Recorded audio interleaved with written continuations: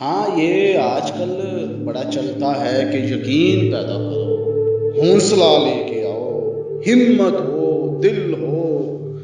جگر نہیں کلیجہ ہو، اعتماد ہو، ڈٹ جانا ہو، توکل ہو، استقامت ہو، سارا کچھ بدل جائے گا، تمہاری زندگیاں بدل جائیں گی، تمہیں زندگی کے اندر عروج مل جائے گا، گاڑی، بینک بیلنس، عزت، معیار، نام، شہرت، یہ ساری چیزیں تمہاری کس چیز پہ ہے؟ صرف اور صرف تمہاری اپنی ذات کی خامیاں ہیں، تمہاری اپنی ذات کی کوتاہیاں ہیں، سستیاں ہیں، لہٰذا ان کو بہتر کرو تو چھا جاؤ گے۔ جیسے کہتے ہیں کہ جبر کا موسم کب بدلے گا؟ ہم بدلیں گے تب بدلے گا، ساری عمر یہ آس رہی، اب بدلے گا، اب بدلے گا، محکوموں کو ملے گی شاہی،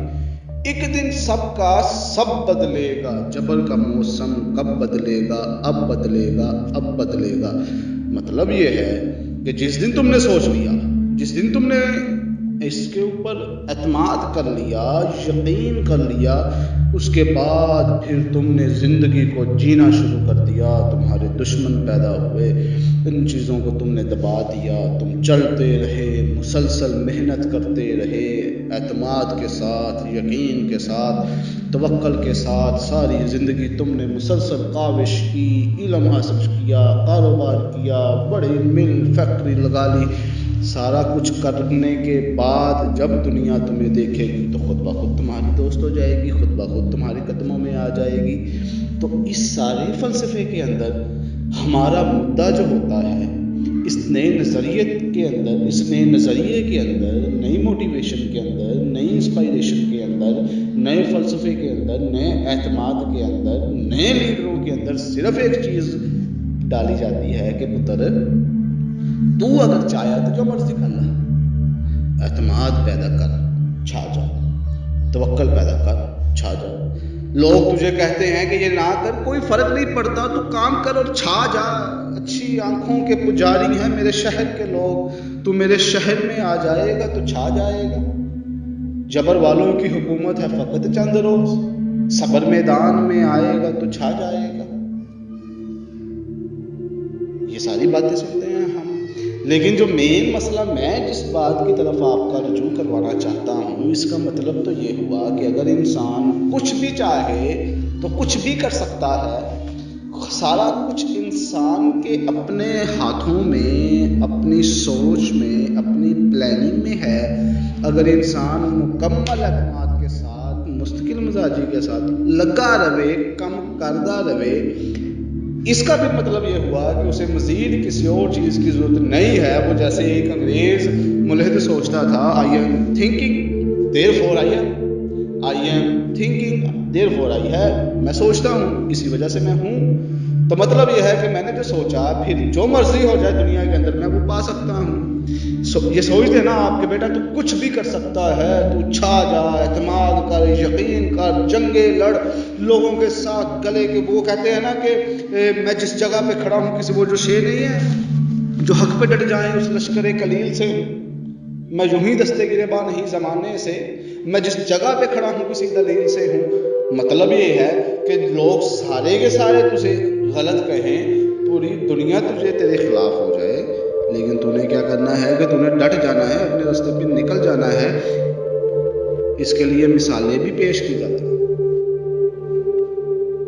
اس کے لیے صحابہ کی مثالیں بھی پیش کی جاتی ہیں، صحابہ کی مثالیں بھی پیش کی جاتی ہیں، نبی کریم صلی اللہ علیہ وسلم کی مثالیں بھی پیش کی جاتی ہیں، ہمارے سلف صالحین کی مثالیں بھی پیش کی جاتی ہیں۔ اس کا مطلب میں اس ساری چیز کو نعوذ باللہ غلط نہیں کہہ رہا، یا میں ان کا ناقد نہیں ہوں، میری بھی یہی باتیں تھیں، میں بھی یہی باتیں کرتا ہوں، تھی نہیں بلکہ کرتا ہوں کہ پتر جس دن آپ نے خود سوچ لیا، آپ کے اندر شوق پیدا ہو گیا، آپ کے اندر جذبہ پیدا ہو گیا، خود کو پہچاننے کا آپ کا معیار بن گیا، آپ نے خود زندگی میں کچھ کرنے کا سوچ لیا، اس کے بعد تو زندگی آسان ہے، آپ کو اللہ عروج دے دے گا۔ لیکن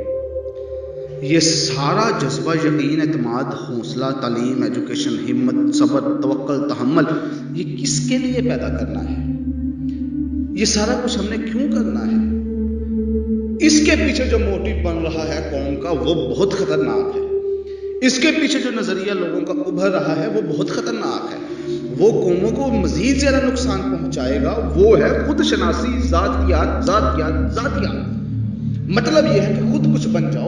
بن جاؤ، زندگی کے اندر جو چاہتے ہو کر لو، جیسے چاہتے ہو کرو، پھر جو تمہارے خلاف تھے وہ تمہارے قدموں میں آ جائیں گے، پھر جو کرو مرضی کرو، لیکن ان ساری چیزوں کی بنیاد جو ہونی چاہیے تھی وہ بالکل نہیں ہے۔ ہم نے ذات، میں اور میں یہ کرنا چاہتا ہوں، میرا یہ خواب ہے، میرا یہ اعتماد ہے، میرا یہ یقین ہے، میرے استاد نے یہ کہا تھا، میں نے یہ پڑھا تھا، میری یہ سوچ ہے، میرا یہ اعتماد ہے، میرا یہ نظریہ ہے، میرا یہ پلان ہے، میری یہ غلطی ہے، میری یہ اچھائی ہے، میری یہ خوبی ہے، میری میں ہر جگہ پہ میں، تو یہ تو قوم کو کھا جائے گا یہ میں کا ذاتیات کا فلسفہ کہ جب میں نے کام کر لیا اللہ خیر صلاح، میں نے جس جگہ سے کسی چیز کو روند کے گزر گیا، میں نے جسی طرح اصول توڑ دیے، میں نے جسی طرح ہر چیز کو پامال کر دیا، کہ کیا فرق پڑتا ہے، کیونکہ یہ میری زندگی ہے، یہ میرا رستہ ہے، یہ میرے احباب ہیں، یہ میرے حقوق ہیں، یہ میرے فرائض ہیں، یہ میرے کام کرنے کے طریقے ہیں، میں جیسے چاہوں کروں، آپ کو کیا فرق پڑتا ہے؟ تو جب یہ جذبہ ذاتیات پہ اور اپنی زندگی پہ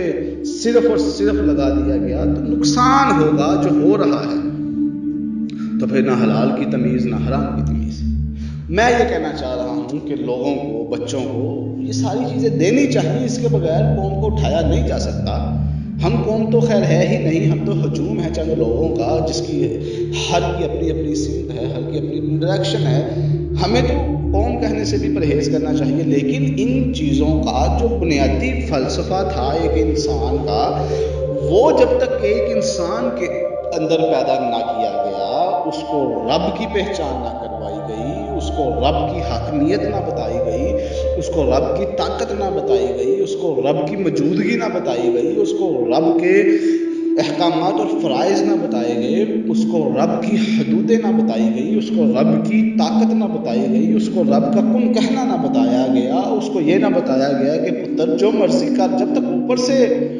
دستخط ہو کے نہ آئے تو ککھ نہیں ہے، پتر جو مرضی کر، جتنے مرضی اصول فلسفے لے کے آ جا، جب تک تیرا رب تیرے ساتھ نہیں ہے تو ککھ بھی نہیں ہے۔ یہ سمجھایا جائے پتر جتنا مرضی پڑھ لو، جتنا مرضی سمجھ لو، اگر رب کا دست شفقت تمہارے اوپر نہیں ہے تو وہ چیز ہے ہی نہیں۔ تو رب کو پانے کا طریقہ ظاہری بات ہے پھر نبی کی طرف آنا پڑے گا، نبی سے محبت سکھانا پڑے گی، اصول سکھانا پڑیں گے، شریعت سکھانا پڑے گی، ان لوگوں کو رب کی طرف لے کے آنا پڑے گا۔ لیکن ہم تو ویسٹرن کلچر ان کے اندر ڈال رہے ہیں، ہم تو سول سوسائٹی ان کے اندر ڈال رہے ہیں، ہم تو موٹیویشن کے نام پہ ان میں ذاتیات، میں اور میں کا فلسفہ ڈال رہے ہیں، تو اس کا نتیجہ تو خیر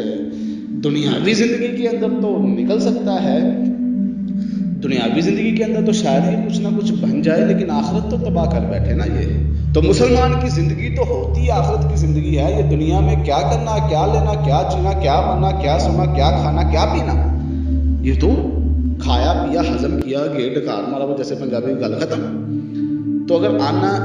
آپ کی آمدنی 1 آنا ہو یا 2 روپے ہوں یا 10 لاکھ بھی ہوں تو اس سے کیا فرق پڑتا ہے اگر آپ اصولوں کے اوپر قائم ہیں؟ تو یہ بھی کس نے کہا ہے کہ اپنے رب کو ساتھ ملا کے،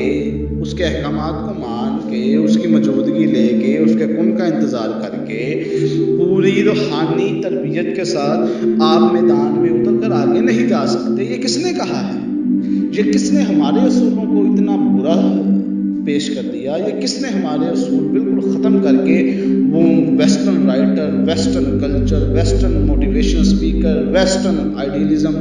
ویسٹرن سوچ، western approach, western books, western لوگ، ویسٹرن ہیرو، ہر چیز ادھر سے آئی کہ یہی تو لوگ ہیں جنہوں نے کیا۔ تو ظاہری بات ہے جب ہمارے سامنے کامیابی صرف انہی لوگوں کی ہے تو ان کے پاس تو ہمارے والے اصول نہیں تھے، اور جب ان کے پاس ہمارے والے اصول نہیں تھے تو پتہ یہ چلا کہ ہمارے اصول بے بنیاد، بغیر کسی بنیاد کے، ان کے اندر کوئی حقیقت نہیں ہے، ان کو مزید بنایا نہیں جا سکتا، ان سے مزید آگے بڑھا نہیں جا سکتا۔ تو ہم نے آہستہ آہستہ اپنے ان اصولوں کو چھوڑنا شروع کر دیا جس کے اوپر ایک اخلاقی معاشرہ،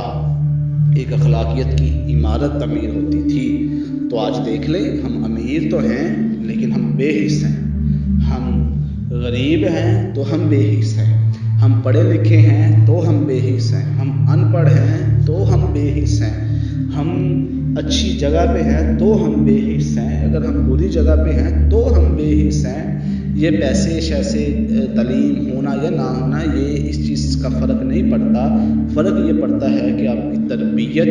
آپ کی ترجیحات اور آپ کو کس مشن کے تحت تیار کیا جا رہا ہے، آپ کا موٹیو کیا ہے، آپ کا اینڈ پوائنٹ کیا ہے، آپ کی منزل کیا ہے، آپ کا پیوٹ پوائنٹ کیا ہے جس کے اوپر آپ نے گھومنا ہے، وہی آپ کا زندگی کا مین اصول ہے. اور اگر آپ صرف اور صرف اللہ کی خوشنودی کے لیے پوری دنیا بھی حاصل کرنا چاہیں تو آپ کریں. اگر آپ اپنی آخرت بنانے کے لیے پوری دنیا کے اندر اربوں خربوں کی عمارتیں بھی بنانا چاہیں تو آپ بنائیں. اگر آپ اپنے لوگوں کے لیے کچھ کرنا چاہتے ہیں تو چھا جائیں،